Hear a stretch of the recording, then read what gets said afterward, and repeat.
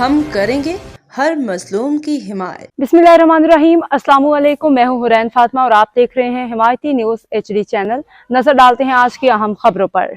सांगड़ सिंध के मुख्तलिफ इलाकों की तरह सांगड़ के शहरी और दही रेगिस्तानी इलाके अचड़ू थर समेत तमाम इलाकों में हल्की तेज़ बारिश का सिलसिला जारी है। डिप्टी कमिश्नर सांगड़ सारा जावेद साहिबा की हिदायत पे तमाम अफसरान को अपने इलाकों में रहने की हिदायत। इस वक्त क्या सूरत हाल है बता रहे हैं इशफाक सलेरी।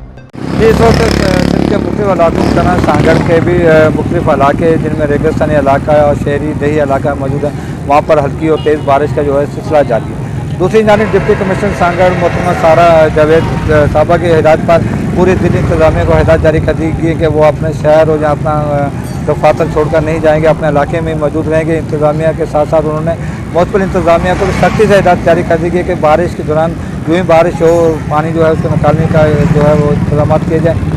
इस वक्त सांगड़, किप्रो, जाम नवाज अली, संजोरो और दीगर जो इलाके शहरी इलाके हैं वहाँ से पानी निकालने का सिलसिला जारी है और आज से इंतज़ामिया वहाँ पर मौजूद रही है।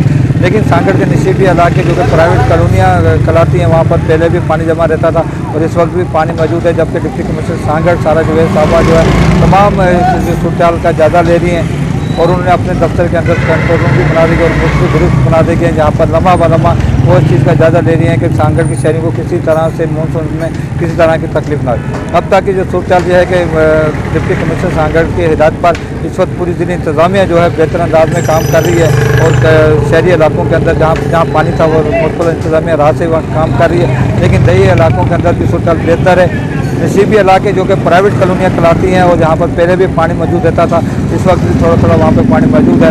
इसके निकालने के लिए भी डिप्टी कमिश्नर सांगड़ की जल्दी हिदायत जारी कर देंगे। उस तरह मतलब होगा जी। अब तक के लिए इतना ही। मज़ीद खबरों और अपडेट्स के लिए देखते रहें हिमायती न्यूज़ HD चैनल।